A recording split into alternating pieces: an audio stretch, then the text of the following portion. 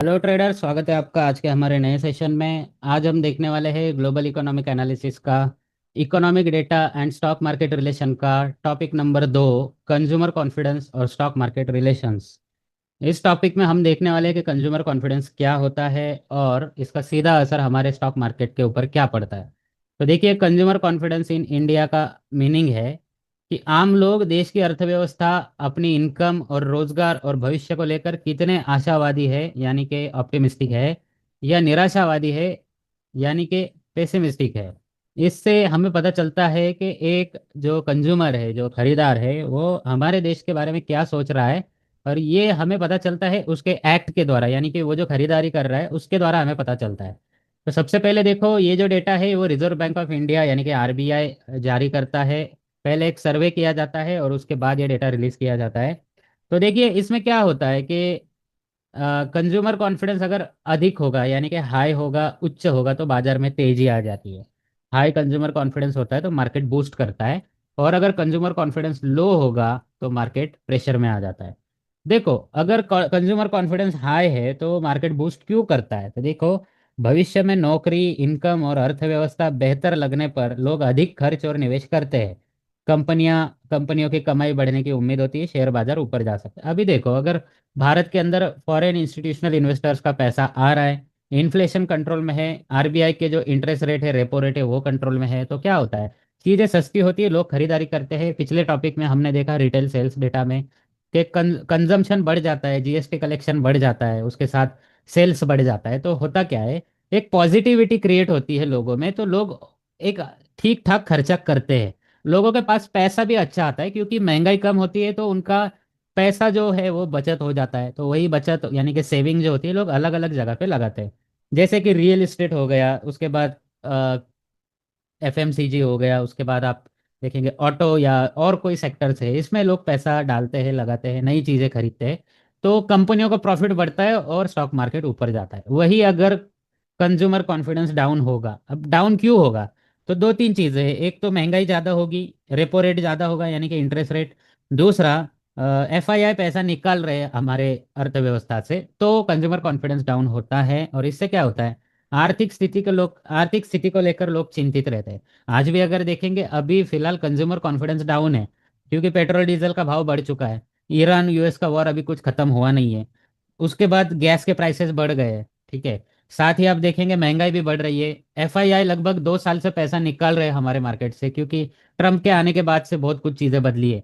तो अभी हम इसका सामना कर रहे हैं, कम लोअर कंज्यूमर कॉन्फिडेंस अभी हम देख रहे हैं, लेकिन ये उतना लो नहीं है जितना हो सकता था। गवर्नमेंट ने बहुत अच्छा खासा कंट्रोल इसको किया है, इंसेंटिव्स देके, टैक्स कट करके, ये सब चीज़ें करके।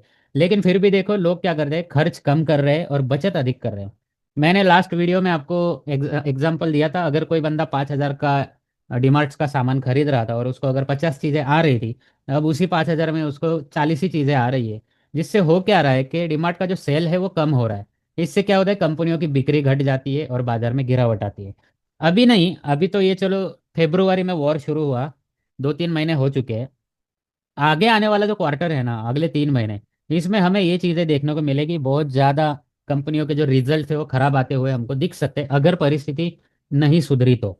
ईरान की पीस डील अगर नहीं होती है, फिर से कुछ लफड़ा हो जाता है, तो प्रॉब्लम आगे और आ सकते हैं, क्योंकि सब कुछ निगेटिव अभी चल रहा है। हमारी सरकार ट्राई कर रही है, 100% कर रही है, लेकिन ग्लोबल सिचुएशन इतनी खराब है कि हमारे देश का तो जाने दो, बड़े बड़े देश भी इसके अंदर पिस रहे हैं। उसके बाद देखो, पॉजिटिव सेंटिमेंट अगर होता है तो निवेश बढ़ाता है, स्टॉक मार्केट में पैसा आ जाता है, जिससे क्या होता है, स्टॉक मार्केट ग्रो करता है। लेकिन अगर कंज्यूमर कॉन्फिडेंस लो है तो ये स्टॉक मार्केट के अंदर निगेटिव इफेक्ट भी डाल सकता है, ठीक है। बाजार बढ़ने पर लोगों को अपनी संपत्ति और भविष्य बेहतर लगने लगता है। देखो, स्टॉक मार्केट तभी बढ़ता है जब लोगों की परचेसिंग पावर बढ़ेगी, लोग चीज़ें खरीदेंगे, कंपनियों का प्रॉफिट बढ़ेगा, तभी स्टॉक मार्केट ग्रो करेगा। यानी कि ये इंटरकनेक्टेड चीज़ें हैं, महंगाई, interest rate, global situation, oil prices, natural gas prices, retail sales, GST collection, उसके बाद ऑटो सेल्स या एफएमसीजी या बैंक का क्रेडिट ग्रोथ, ये सब इंटरलिंक चीज़ें हैं। और ये सब डिपेंड होता है तीन चीज़ों पे, एक तो महंगाई, दूसरा इंटरेस्ट रेट, और तीसरा फॉरेन एक्सचेंज रिजर्व्स, यानी कि बाहर से पैसा आ रहा है या हमारा बाहर जा रहा है। कंजम्पशन पर आधारित अर्थव्यवस्था पर बहुत बड़ा प्रभाव पड़ता है। कुछ स्पेसिफिक यहाँ पे सेक्टर्स है जिसके ऊपर बहुत इफेक्ट होता है। सबसे पहला इफेक्ट होता है एफएमसीजी पे, दूसरा ऑटो, तीसरा रिटेल और चौथा बैंकिंग। पिछले वीडियो में हमने देखा था कि ये जो चार सेक्टर है ये सबसे पहले रिएक्ट करते हैं। अगर निगेटिव चीजें हो रही है तो ये स्टॉक गिरने लगेंगे, ये जो चार सेक्टर है इसके। अगर पॉजिटिव चीजें हो रही है तो ये स्टॉक पहले ग्रो करेंगे, उसके बाद धीरे धीरे फिर बाकी के सेक्टर ग्रो करने लगेंगे। ठीक है, ये हमें ध्यान में रखना है। ये डेटा कब जारी होता है? तो देखो, आरबीआई का कंज्यूमर कॉन्फिडेंस सर्वे होता है जिसे सीसीएस कहा जाता है। ये हर 2 महीने में एक बार जारी किया जाता है, जिसे बाय मंथली डेटा भी बोलते हैं, यानी कि एक मंथ छोड़ के आता है। कंज्यूमर कॉन्फिडेंस और स्टॉक मार्केट का सीधा संबंध भारत में क्या है? पहला संबंध है उपभोक्ता खर्च में वृद्धि, यानी कि लोग अधिक खर्च करेंगे। ठीक है, लोगों के पास पैसा बचेगा तो लोग मोबाइल लेंगे, टीवी लेंगे, गाड़ी लेंगे। हो सकता है ज़्यादा पैसे वाले होंगे तो कोई फ्लैट लेंगे या कमर्शियल जगह लेंगे, प्लॉट लेंगे। यानी कि सेक्टर कोई भी हो उसमें लोग पैसा डालते हैं। दूसरा, इसकी वजह से क्या होता है? कंपनियों का प्रॉफिट बढ़ता है। लोग खरीदारी कर रहे हैं तो कंपनियों का प्रॉफिट बढ़ेगा। उसके वजह से क्या होगा? एफएमसीजी और रिटेल सेक्टर को लाभ मिलेगा, जिसमें डेली जो यूज करने वाली चीजें हैं जो लगती ही लगती है। ठीक है, रोटी कपड़ा, उसके बाद साबुन वगैरह, ये सब चीजें इसके ऊपर इफेक्ट होता है। कॉस्मेटिक्स हो गए, फैशन रिटेल्स हो गए। तो फॉर एग्जांपल एफएमसीजी यानी कि डीमार्ट में जितना भी सामान मिलता है आपको, उस चीज़ों की खपत बढ़ेगी और उस सेक्टर को लाभ होगा। दूसरा, आप देखो ऑटो सेक्टर में भी मांग बढ़ेगी। थोड़ा सा जो मिडिल क्लास है, अपर मिडिल क्लास है, वो ऑलरेडी वैसे तो एफएमसीजी की चीज़ें ले ही रहा है। उनके पास अगर और पैसा बचेगा तो वो हो सकता है कि गाड़ी के बारे में सोचे, चाहे टू व्हीलर हो या फोर व्हीलर हो। या कोई बंदा ये भी बोल सकता है कि यार पेट्रोल डीजल महंगा हुआ है तो अब चलो एक काम करता हूँ, मैं ईवी पे शिफ्ट हो जाता हूँ। ठीक है, तो इलेक्ट्रॉनिक व्हीकल परचेस करेगा वो। तो ये सब चीज़ें हो सकती है अगर कंज्यूमर कॉन्फिडेंस अच्छा होगा तो। उसके बाद देखो, पांचवा जो इफेक्ट होता है वो बैंकिंग सेक्टर को फायदा होता है। क्यों? क्योंकि लोग घर गाड़ी खरीदने लगते हैं, चीज़ें खरीदने लगते हैं, तो उसके लिए उनको लोन चाहिए होता है। लोन देने का काम बैंक करती है, तो बैंकिंग सेक्टर को फायदा होता है। अगर लोग चीज़ें खरीदेंगे ही नहीं तो लोन लेने कौन जाएगा? और लोन लेने नहीं जाएंगे तो बैंक को ब्याज कैसे मिलेगा? बैंक को ब्याज नहीं मिलेगा तो बैंक का ग्रोथ कैसे होगा?